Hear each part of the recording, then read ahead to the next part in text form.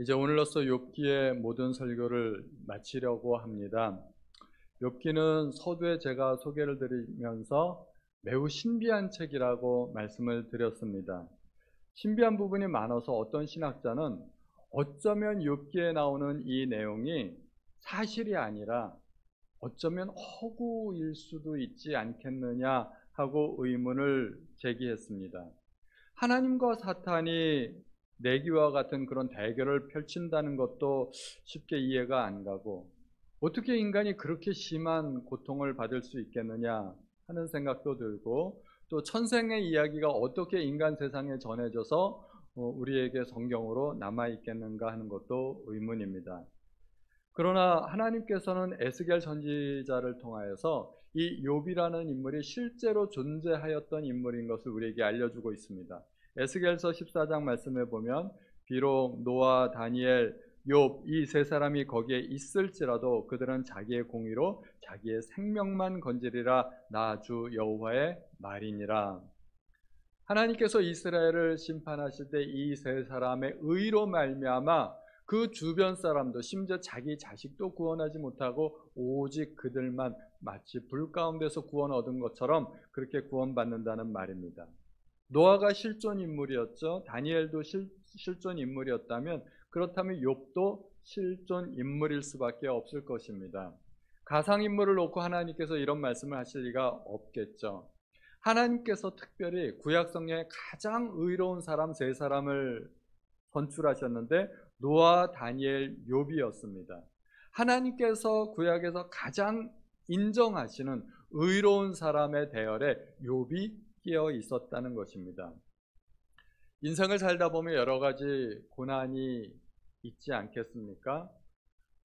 고난의 종류도 다르고 크기도 다르겠지만 그 고난에 반응하는 여러 사람들의 또 반응도 제각기입니다.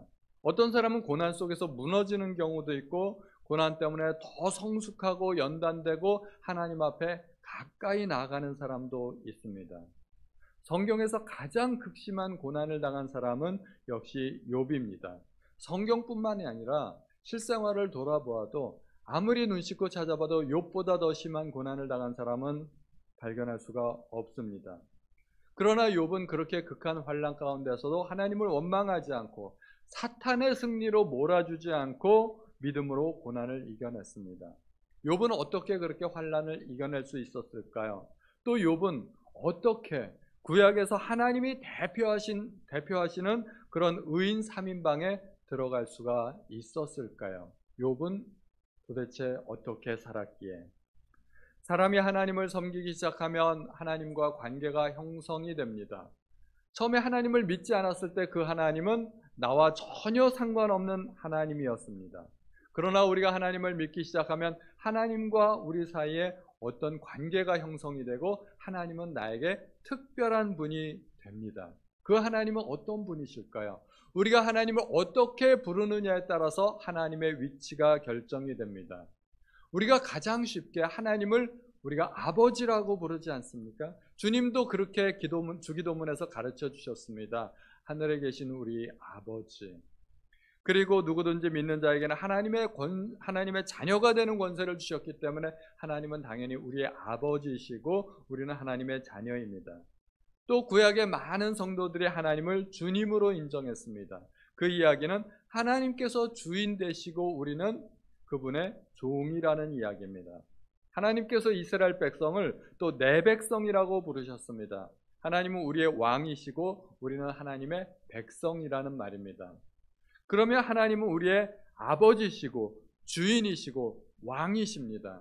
그에 따라 우리의 지위가 결정이 되죠. 우리는 하나님의 자녀이면서 또 동시에 종이고 백성이라는 말입니다. 하나님은 욥을 어떻게 인정하셨을까요?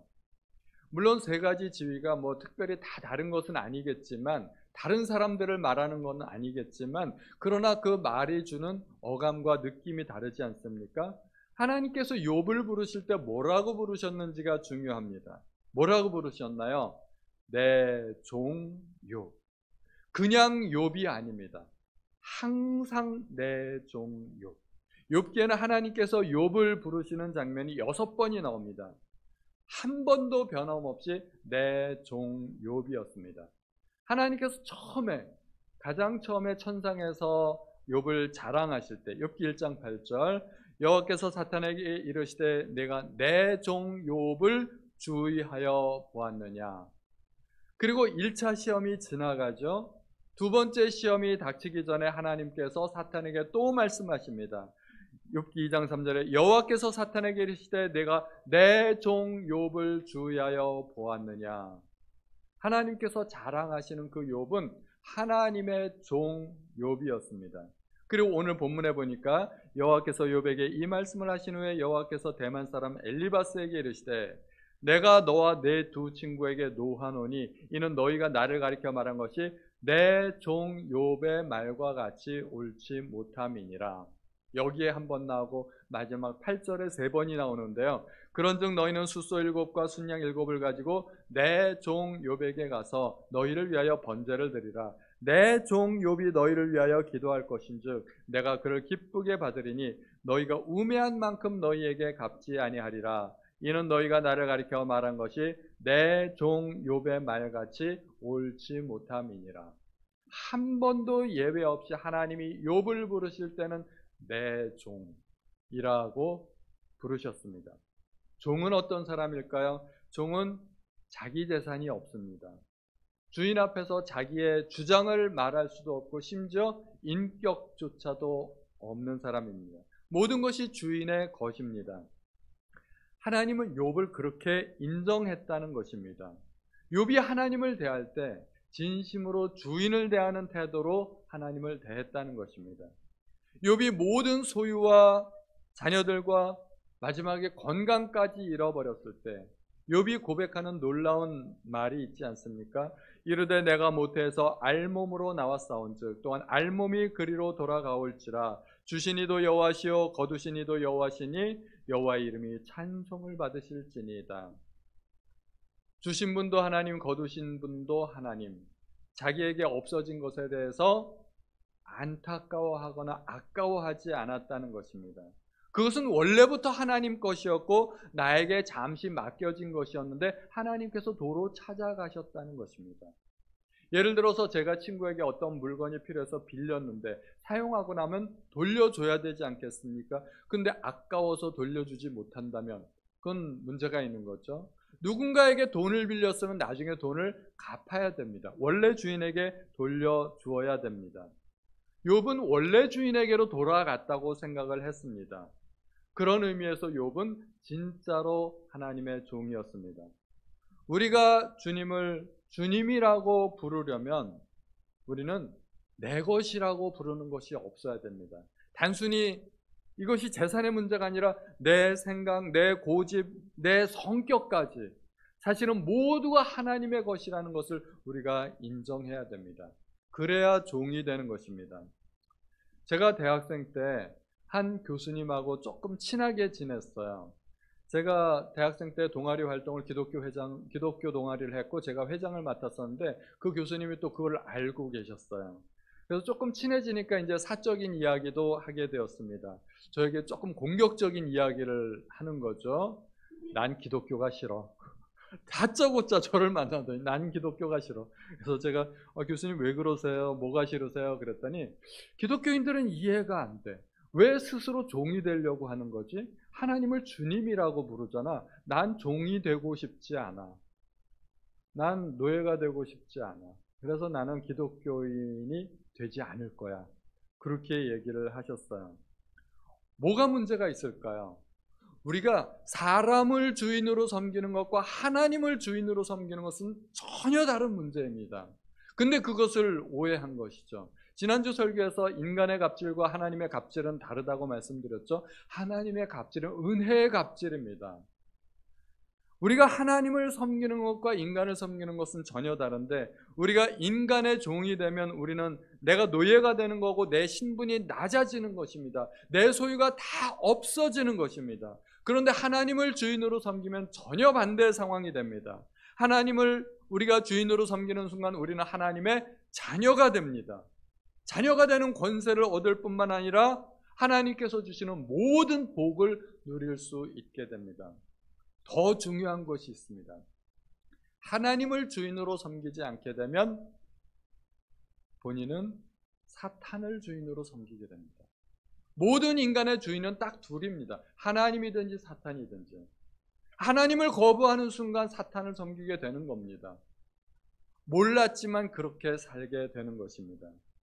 성경에서 말하는 종은 하나님의 주권을 인정하는 사람입니다. 그런데 종 중에서도 진짜 종과 가짜 종이 있어요. 목사는 다 하나님의 종일까요? 제가 보기에는 안 그런 것 같아요. 목사들을 일컬어서 주의 종이라 이야기하고 심지어 주의 종님 그러면서 님자도 붙이고 그러는데 목사라고 다 종은 아닌 것 같아요. 예수님께서 나더러 주여 주여 하는 자마다 천국에 갈 것이 아니요 하늘에 계신 내 아버지 뜻대로 하는 자라야 할 것이니라. 그때 거짓 종들이 항의를 하지 않겠습니까? 주여 우리가 주의 이름으로 병도 고치고 귀신도 쫓아내었는데요. 그때 주님이 하시는 말씀, 내가 도무지 너희를 알지 못하노라. 여기에서 진짜 종과 가짜 종이 구분이 됩니다. 진짜 종은 어떤 사람일까요? 아버지 뜻대로 행하는 자가 진짜 종입니다. 가짜 종은 특징이 있어요. 능력은 많아요. 그런데 아버지께서 인정하지 않는다는 것입니다. 그러므로 능력은 진짜 종이냐 가짜 종이냐를 구분하는 판단 기준이 전혀 아니라는 것입니다. 손만 얹으면 병자들이 벌떡벌떡 일어나고 사업체가 번영하고 가정이 화목하게 되고 방언을 말하고 귀신이 쫓겨나가고 얼마나 놀라운 일들을 많이 행할 수 있겠습니까? 그런데 그 능력 가지고 종으로 인정받는 것이 아니라는 것입니다. 종으로 인정받으려면 아버지의 뜻에 순종하는가, 즉 하나님의 주권과 통치권, 하나님의 다스리심을 받고 있는가, 그것이 중요하다는 것입니다. 사람들에게 어떻게 보여지는지 이건 하나도 중요하지 않습니다. 하나님이 어떻게 인정하시는가, 그게 중요합니다. 하나님께서는 우리를 자녀로 삼아 주셨습니다. 자녀라는 것은 하나님을 아버지로 섬기는 사람이 있죠. 누구나 우리가 하나님을 아버지로 섬길 수 있습니다. 하나님을 믿는 순간 우리는 하나님의 자녀가 되는데, 그런데 종은 아무나 될까요? 제가 보기에 종은 아무나 되는 것은 아닌 것 같습니다. 하나님께서 특별히 택한 사람들만 종이 됩니다. 하나님을 특별히 사랑하고 그 사랑에 감격해서 그분의 뜻을 따르고 오직 내 인생을 그분만을 위해서 살기로 결심한 사람들이 하나님의 종이 됩니다. 하나님께서 그런 사람들을 종으로 부르십니다. 종이 된다는 것은 자녀로서의 모든 권세를 포기하고 오직 하나님의 뜻에만 온전히 복종하기로 결심했기 때문에 그 태도와 자세가 마치 종의 것과 같아서 하나님께서 종으로 인도하신다는 것입니다. 성경에서 우리가 존경하고 믿고 따라야 할 여러 사람들이 있습니다. 믿음의 조상들이 있습니다. 위대한 인물들이 있는데 그 인물들의 공통점, 하나님께서 종으로 부르신 사람들이라는 것입니다. 지금까지 유대인들의 자부심은 자기네들이 아브라함의 적통 후손이라는 것입니다. 그래서 유대인들과 아랍 사람들이 서로 자기네들이 아브라함의 후손이라고 주장하면서 서로 미사일 날리고 총질해대면서 저렇게 전투를 하는 것 아니겠습니까? 그런데 그 이스라엘 사람들이 위대하게 보는 아브라함, 하나님께서는 그냥 종으로 부르셨을 뿐입니다. 그 이삭이 우물 때문에 블레셋 사람들을 피해 도망 다닐 때 하나님께서 이렇게 말씀하셨습니다. 그 밤에 여호와께서 그에게 나타나 가라사대 나는 네 합이 아브라함의 하나님이 두려워 말라 내 종 아브라함을 위하여 내가 너와 함께 있겠다고 약속하십니다. 하나님은 또 모세를 종으로 부르셨습니다. 내 종 모세와는 그렇지 아니하니 그는 나의 온 집에 충성됨이라. 이스라엘 민족이 지금까지 가장 위대한 지도자로 꼽는 사람이 바로 모세입니다. 모세 때문에 애굽에서 구출된 거 아니겠습니까? 그들은 모세의 법을 최고의 권위 있는 법으로 여겼고, 그리고 그 모세의 법 때문에 예수님의 가르침도 거부하고 예수님도 거부했던 것입니다. 그들에게 있어서 최고는 모세입니다. 그들이 그토록 대단하게 여겼던 모세도 하나님께는 그냥 충성된 종일 뿐입니다. 하나님께는 충성된 종이냐 악하고 게으른 종이냐 그뿐이지 뭐 위대한 종, 대단한 종 이런 거 없어요. 그건 우리들이 그렇게 말을 하는 것이지 위대한 종이 될 필요도 없습니다. 그냥 하나님이 인정하시는 종이 된다는 것만으로도 사실은 대단한 일이고 위대한 일입니다. 신약에 와서 이스라엘은 로마의 학정에 시달리며 다윗 왕국의 영광을 재현할 메시아를 기다렸습니다. 이스라엘 역대 왕들 중에 가장 위대한 왕은 누구일까요? 역시 다윗 왕입니다. 최고의 왕은 다윗 왕입니다. 그래서 이 메시아는 다윗의 후손으로 와서 그들을 로마에서 구해줄 것이고 새로운 왕으로 통치할 것이라고 믿었습니다. 그들이 그토록 기대하던 다윗 왕의 후손, 그 다윗 왕도 하나님께는 종으로 부름받은 사람일 뿐입니다. 시편 말씀에 내가 내 종 다윗을 찾아 나의 거룩한 기름을 부었도다. 이스라엘에서 왕은 절대 군주가 아닙니다. 하나님의 종이기 때문에 자기 마음대로 통치해서는 안 되고 반드시 하나님의 명령을 들어야만 했습니다. 그런데 사울은 자기 마음대로 행동하지 않았습니까? 세상에서는 그것이 전혀 이상한 일이 아닙니다. 왕은 당연히 자기 마음대로 행동할 수 있는 권리가 있습니다. 전쟁에 나가서 이겼는데, 전리품을 취했는데, 전리품으로 얻은 양과 소를 죽이건 살리건 왕이 마음대로 한다는데 그게 무슨 문제가 있겠습니까? 세상에서는 전혀 문제가 되지 않습니다. 죄가 안 됩니다. 그러나 이스라엘에서는 하나님의 명령을 어기는 것만큼 큰 죄가 없습니다. 그것은 왕이라 할지라도 왕위에서 쫓겨나 비참한 죽음을 맞을 만큼 심각한 죄가 되는 것입니다. 그래서 성경은 사울의 죽음을 이렇게 해석합니다. 사울이 죽은 것은 여호와께 범죄하였기 때문이라. 그가 여호와의 말씀을 지키지 아니하고 또 신접한 자에게 가르치기를 청했다고 합니다. 기껏해야 양 몇 마리 살려준 게 그렇게 죽을 만큼 큰 죄라는 걸까요? 하나님께는 그렇다는 겁니다. 성경은 명백하게 사울의 죽음을 하나님께 대한 불순종 때문이라고 말하고 있습니다. 또 그 뒤에 14절 말씀에 보면 여호와께 묻지 아니하였으므로 여호와께서 그를 죽이셨다고 합니다. 하나님께서 사울을 죽이셨는데 사울의 주인인 여호와께 뜻을 묻지 않고 자기 마음대로 행동했기 때문에 사울이 죽임을 당했다는 것입니다. 종의 자세가 없었다는 것입니다. 세상에서의 왕은 군주이고 다스리는 자이고 통치하는 자이고 군림하는 자이고 권세를 부리는 자입니다. 하나님 나라에서 왕은 하나님의 통치를 대리하는 대리자일 뿐입니다. 그냥 하나님의 종일 뿐입니다. 그래서 왕도 종입니다. 선지자들 중에 가장 능력 있는 선지자를 손꼽으라면 누구겠습니까? 아마 엘리야 아닐까요? 엘리야가 말 한마디 딱 했는데 하늘이 꽉 닫혀버렸어요. 3년 반 동안 비도 안 오고 세상의 땅에서 이슬도 안 맺히게 되었습니다. 그리고 갈멜산에서 바알 선지자와 450대 1의 그 목숨을 건 대결을 벌이게 됩니다. 그 엘리야도 하나님의 종이었습니다. 열왕기상 18장 36절 이건 다 같이 한번 읽어보겠습니다. 시작.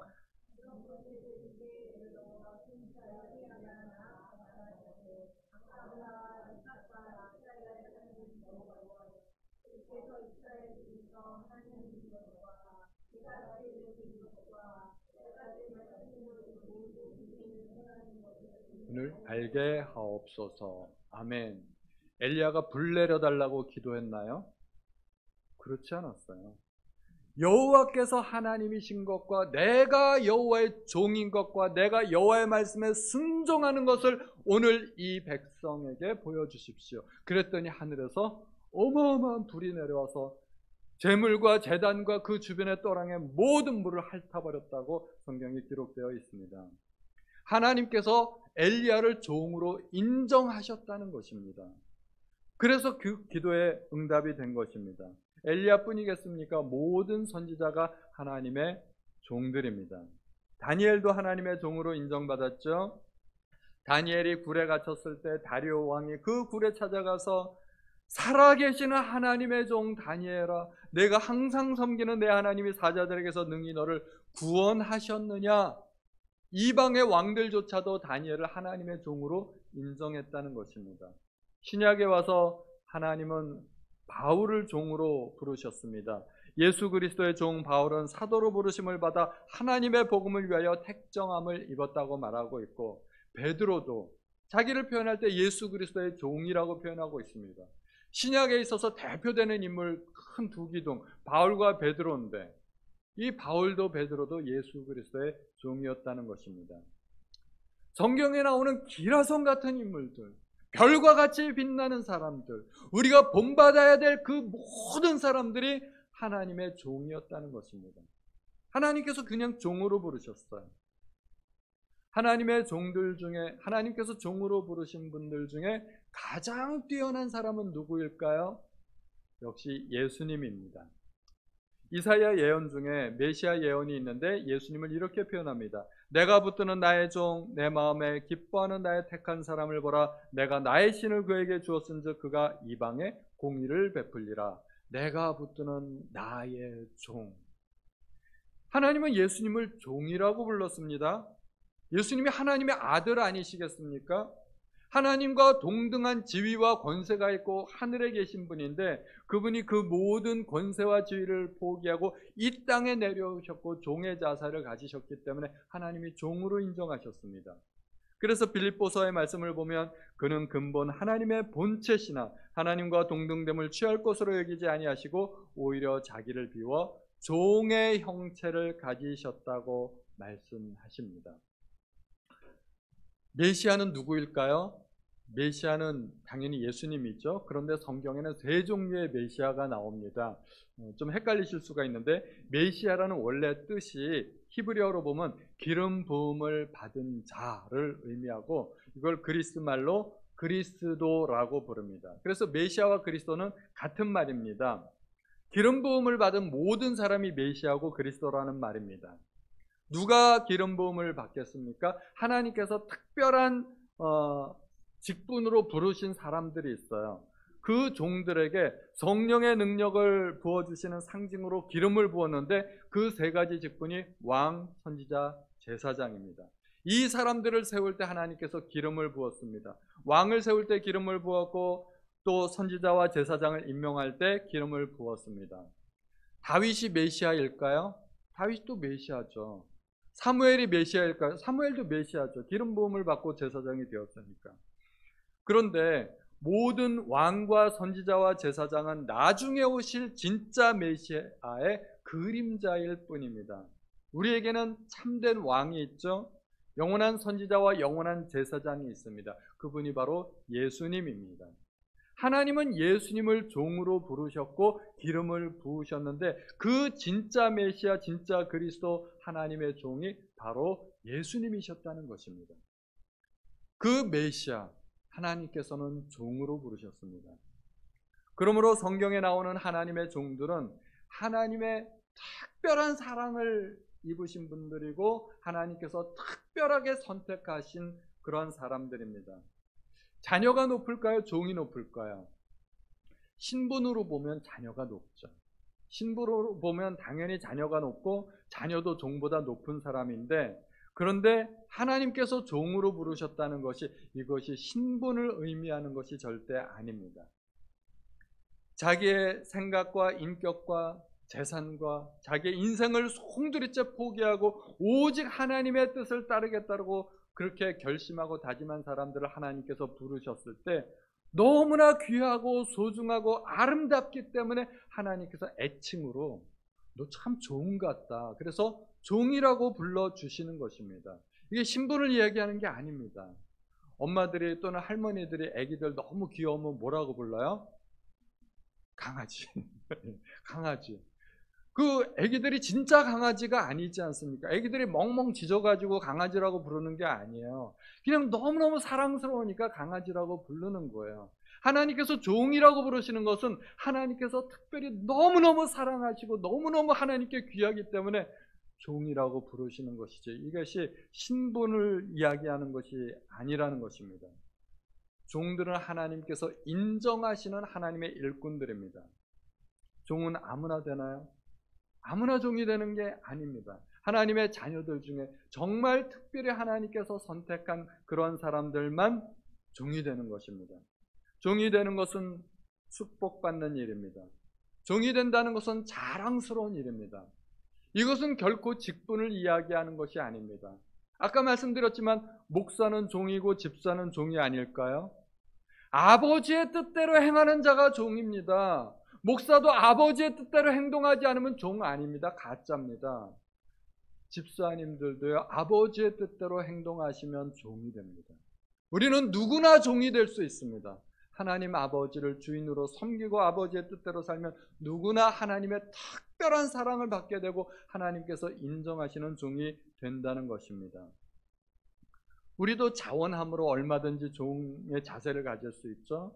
돌아온 탕자를 생각해 보면 압니다. 그 원래 아버지의 아들이지 않습니까? 그런데 돌아올 때 내가 아버지께로 돌아가리라 감히 이 말을 할 수가 없었던 것이죠.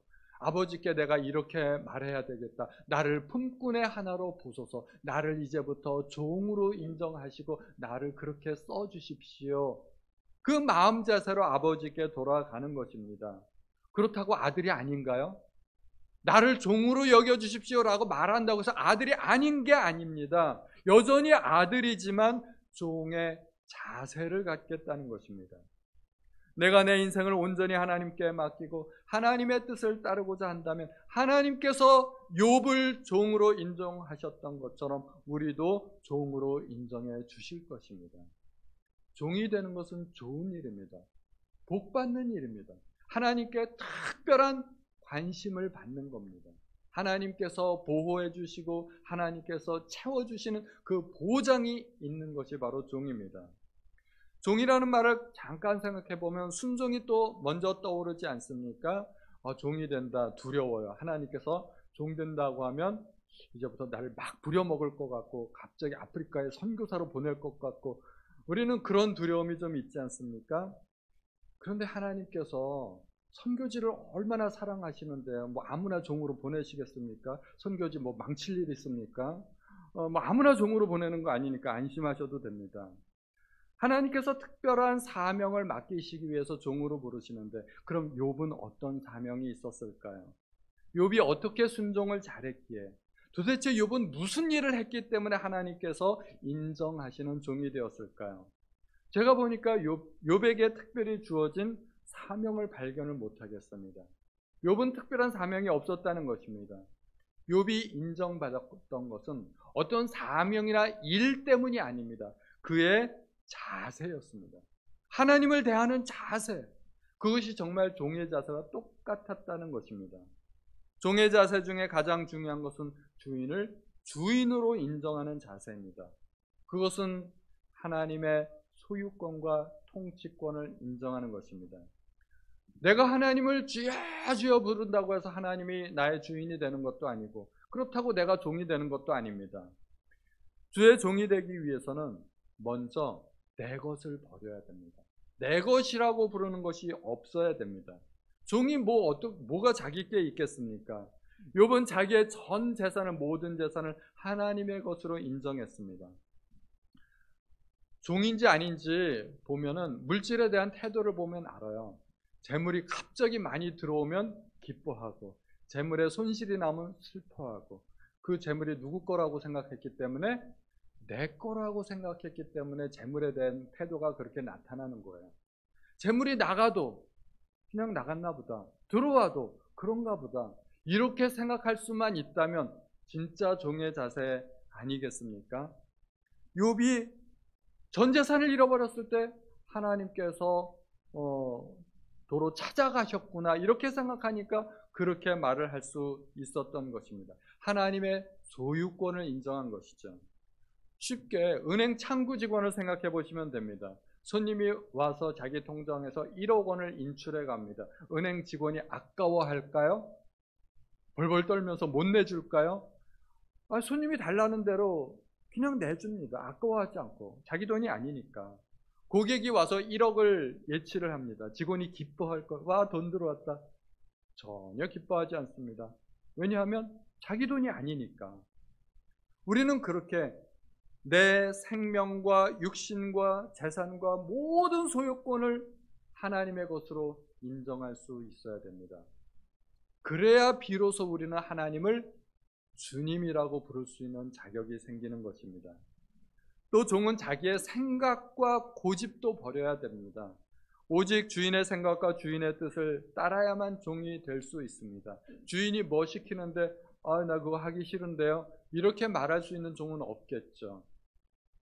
우리가 종이 되려면 내 생각, 내 뜻, 내 고집, 내 인격마저도 포기할 수 있어야 됩니다. 뻔히 하나님의 뜻이 무엇인지 알면서도 여전히 내 생각을 고집하고 하나님의 뜻을 따르지 않는다면 그건 종이 아닙니다. 하나님의 통치권을 인정하지 않는 것입니다. 내 인생은 나의 것, 나의 주인은 나다라고 선언하는 것이죠. 말로 아무리 주여 주여로 외쳐도 그거는 소용이 없습니다.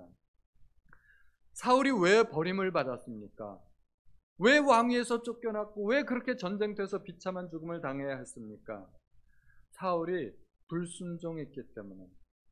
사울이 악해서 불순종한 게 아닙니다.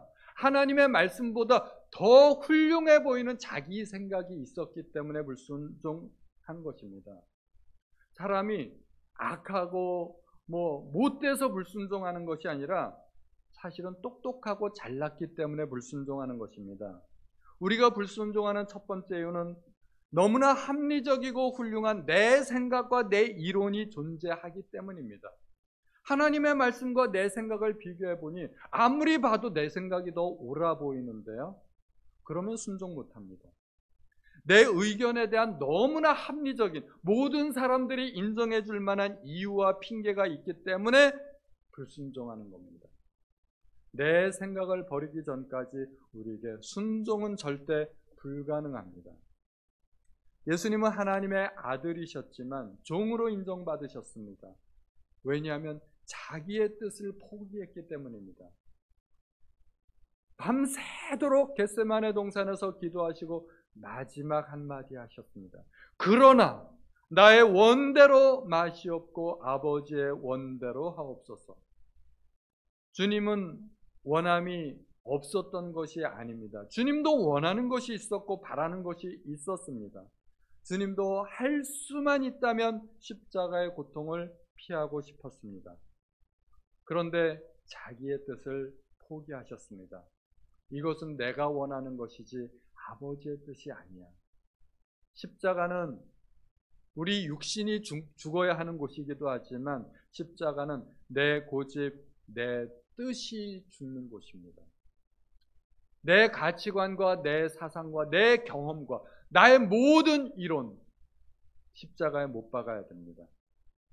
우리가 예수님을 따른다 하면서 여전히 내 뜻과 내 생각, 내 고집이 살아있다면 그것은 십자가를 지는 것도 아니고 주님의 제자가 되는 것도 아니고 그냥 신용만 내는 것입니다. 아무리 주여 주여 불러봐도 주님은 인정해 주시지 않습니다. 성경에 나오는 모든 하나님의 종들, 우리가 본받아야 되고 따라야 할 모범들입니다. 우리가 하나님께서 인정하시는 그 욥과 같은 모든 우리 성도님들 되시기를 예수님의 이름으로 축원드립니다.